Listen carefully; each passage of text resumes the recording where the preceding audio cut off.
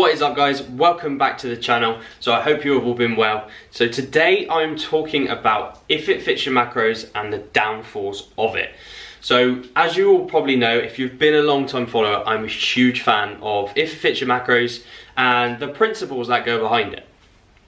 So for those of you that don't know what if it fits your macros means, basically you have your protein, your carbs and your fats, and then you fit foods into your day that fits those macros for the day. So if you've got 180 grams of protein, 300 carbs, 70 fat, you would then go off, find foods that fit those macros for the day, and then that would be obviously to whatever goal you were trying to achieve. So whether that was fat loss, whether that was muscle gain, you would try and adhere to those targets, utilize foods which fit them, and yeah, try and get towards obviously your goal weight or goal physique you were looking for.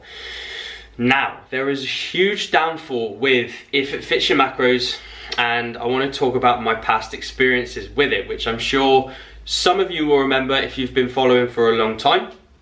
So my opinion on it is I think people take if it fits your macros too far. So they see a target of a food and they think, okay, I'm going to eat all of my macros or my calories or my carbs from Skittles or from Skittles and cake and chocolate, and they think, okay, I've hit my targets at the end of the day, that's great, like that's fine. And yes, if you're still in a calorie deficit and you're eating those foods, you will still lose fat, which is fine.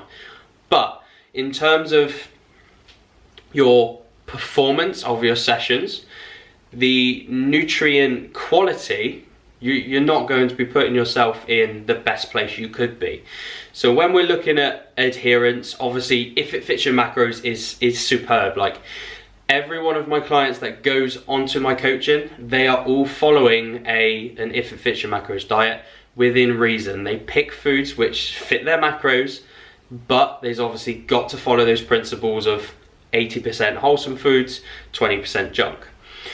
Now, my experience was back in 2015 with if it fits your macros. As I was just coming out of a contest prep, I stayed relatively lean for quite a long time, and also during the contest prep I used it quite a bit as well. So what I would tend to do, and I see a lot of people do this still right now, is save a very, very large chunk of calories for the end of the day. So they would, like I used to do, would save a lot of my calories, so I would backload my carbs, backload my fats, and then I would get to this last meal of the day and make a huge bowl or some random combination of food for Instagram's approval. Like, I'm not going to be afraid to admit that I used to be solely focused on growing my social media account through food porn. Like, I was obsessed with posting up a photo and getting thousands, 2000s of likes from just a food which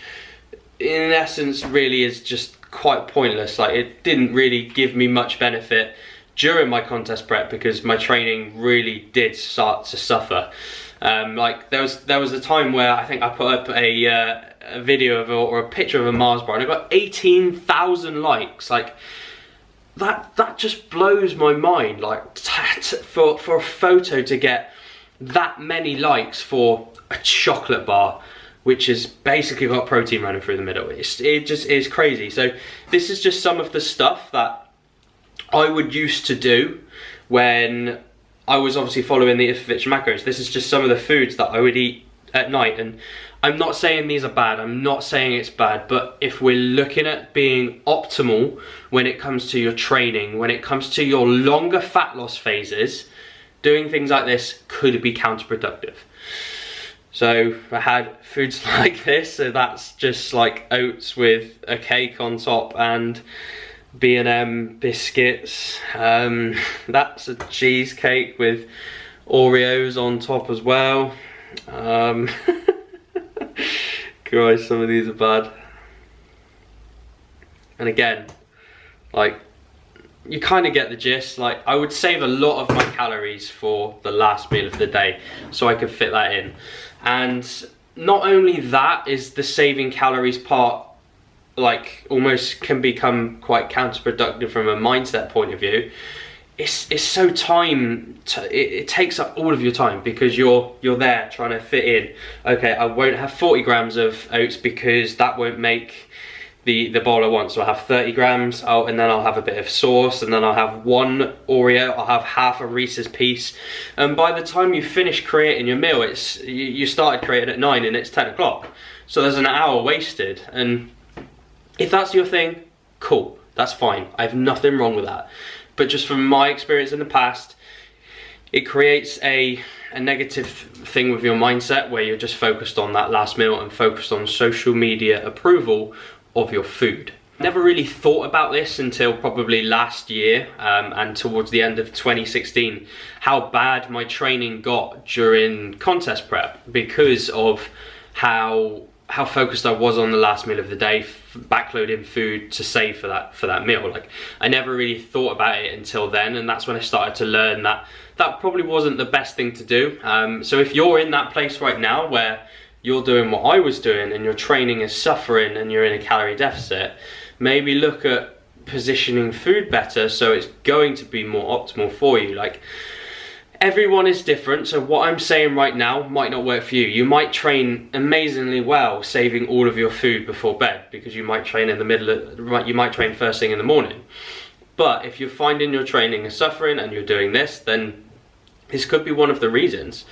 So another downfall is obviously your nutrient timing is not going to be the best. So let's take this for example, like you might then save all of this food before bed. You've got 1500 calories, 100 grams of protein, you've got 50 grams of fat to eat, and you're like, okay, like that's just not ideal from a nutrient timing aspect. And then we've got to look at the protein quality as well. So the quality of the protein, is it coming from good sources? Are your flexible bowls or your diet, is it coming from just protein bars and jelly? Like, I can remember probably a third of my diet probably came from jelly and protein bars. And when we're looking at being the best physique we can be, which I am always looking for that whenever I'm in a contest prep or a fat loss phase, I want the best physique I can have on stage.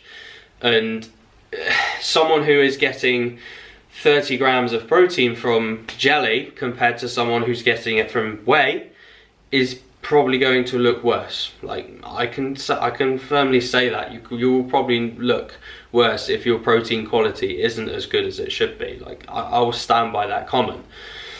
So obviously we've got to look at that. We've got to look at how much protein you're getting in every 3 to 5 hours. Are you getting 4 or 5 servings a day of it at optimal timings?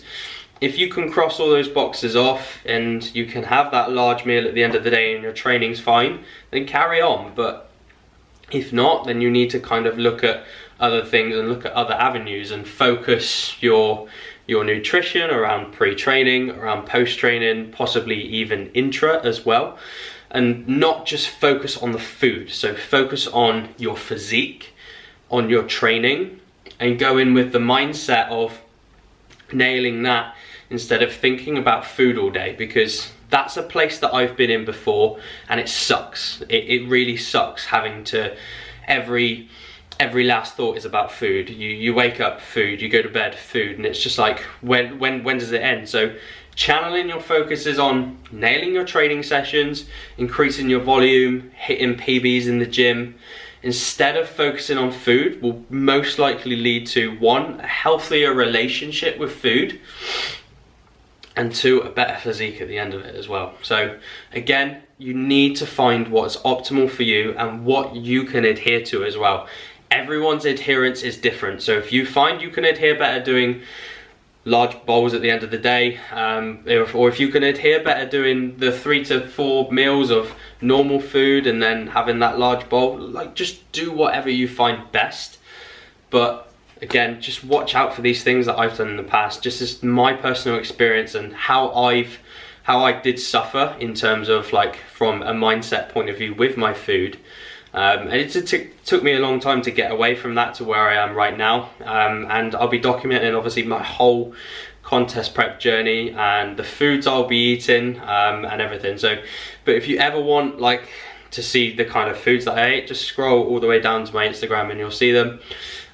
This year it will be totally different in terms of how I organize my food. It's going to be solely around my training. Like, the training is the focus. I want to maintain the most muscle I can. I want to be as optimal as possible. So doing this is going to give me that. So if you guys have got any questions, anything that you want to ask, then just drop it in the comments below and I will answer it for you. But if you like that video, guys, just give it a like, give it a comment, subscribe, and I will be back soon with another one. I hope you're enjoying these sort of 10-15 minute videos, short and sweet and actionable stuff that you can go and use. So thank you for watching, have a good rest of your day, and I will speak to you soon.